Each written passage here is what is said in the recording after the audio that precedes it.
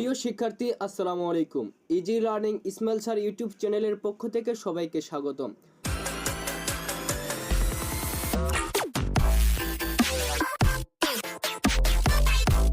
2024 সালের ময়মনসিংহ বোর্ডের এইচএসসি পরীক্ষা বাংলা প্রথম পত্রের এমসিকিউ প্রশ্নের সমাধান।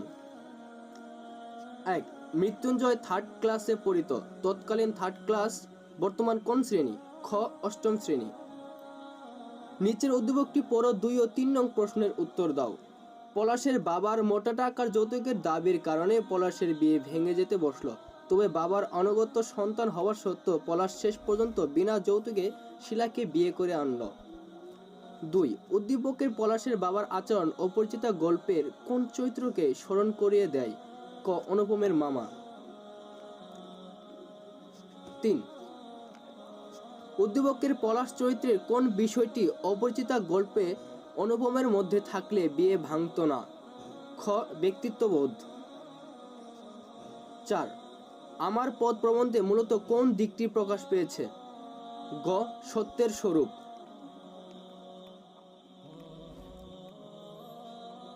5. ছাত্র জীবনে আবুল ফজল কোন আন্দোলনে যুক্ত হন? ঘ. বুদ্ধির মুক্তি আন্দোলন। 6. উদ্দীপকে মানব কল্যাণ প্রবন্ধে কোন দিকটি প্রতিফলিত হয়েছে? গ. আত্মমর্যাদার বিষয়ে অবহেলা। 7. মাসে বেশি গল্পটি প্রথম কোন পত্রিকায় প্রকাশিত হয়? ঘ. পূর্বাশা পত্রিকায়। 8. মাসে বেশি গল্পের প্রকাশ পেয়েছে নারীর লাঞ্ছনার চিত্র, তৎকালীন সমাজ ব্যবস্থা, প্রান্তিক জীবনের অসহায়ত্ব। 1 আর 3। 9. উদ্দীপকের মালিক পক্ষের সাথে 52 দিনগুলো রচনার কার সাথে মিল রয়েছে? খ. পাকিস্তান সরকারের। ক. পাকিস্তান সরকারের। উদ্দীপকের মূল ভাব 52 দিনগুলো রচনার কোন বাক্যে প্রতিফলিত হয়েছে? খ. অন্যায় ও অত্যাচারের বিরুদ্ধে প্রতিবাদ করে যদি মরতে পারে সে মরাতেও শান্তি আছে। 11. মিলিটারির চাবুকের আঘাতে নুরুল হুদার কাছে কি বলে মনে হয়েছে? খ. স্রেফ উৎপাত। 12. নুরুল হুদাকে পাকিস্তানি হানাদার বাহিনীর তলব করার কারণ কি? মুক্তিযোদ্ধাদের সন্ধান পেতে, মুক্তিযোদ্ধাদের সহযোগী সন্দেহে। ক. 1 আর 2।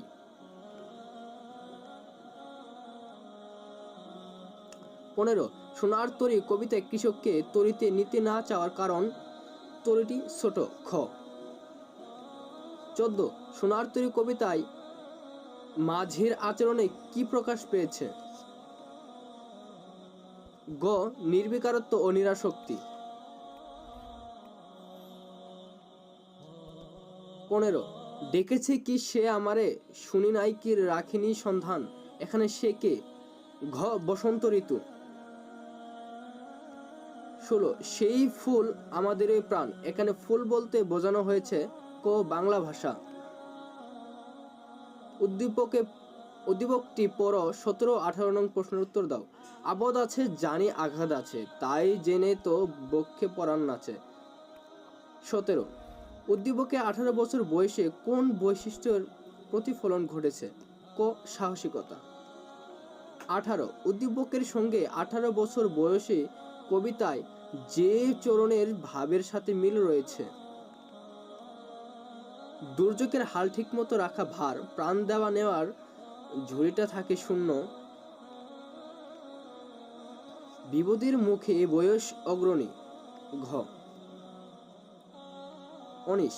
আমি কিংবদন্তির কথা বলছি, কবিতায় যে কবিতা শুনতে জানা না সে কি শুনবে? খ. ঝড়ের আর্তনাদ।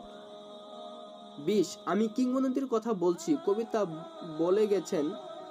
বলে গেছেন উচ্চারিত সত্যের মতো স্বপ্নের কথা, প্রবহমান নদীর কথা, উজ্জ্বল জানালার কথা। ঘ. 1, 2, 3। 21. সবাই মিলে সত্যি আমরা বাংলাকে বিক্রি করে দিচ্ছি না তো? সিরাজউদ্দৌলা নাটকে উক্তিটি কার? ক. মির্জাফরের। 23. সিরাজউদ্দৌলা নাটকে প্রথম অঙ্কের প্রথম দৃশ্যের স্থান কোনটি? ঘ ফোর্ট উইলিয়াম দুর্গ। 25 উদ্দীপকের পরিবারের সাথে লাল সালু উপন্যাসের কোন পরিবারের সাদৃশ্য রয়েছে? খ হাসুনি মায়ের। 26 লাল সালু উপন্যাস প্রথম প্রকাশিত হয় গ 1948। 27 বিদ্রোহী কবিতায় ব্যবহৃত ঐতিহাসিক চরিত্র কোনটি? ঘ চেঙ্গিস। 28 উদ্দীপকে বিদ্রোহী কবিতার কোন দিকটি ফুটে উঠেছে? গ বিদ্রোহী চেতনা। 29 প্রতিদান কবিতায় কেমন রজনী জাগরণের কথা বলা হয়েছে? দীঘল রজনী। প্রতিদান কবিতায় মূল উপজীব্যক হল অশ্লীলতা, উদারতা ও অর্থপরতা। তো প্রিয় শিক্ষার্থী, পরবর্তী ভিডিও পাওয়ার জন্য আমাদের easy learning Ismail sir YouTube চ্যানেলটি সাবস্ক্রাইব করে রাখুন।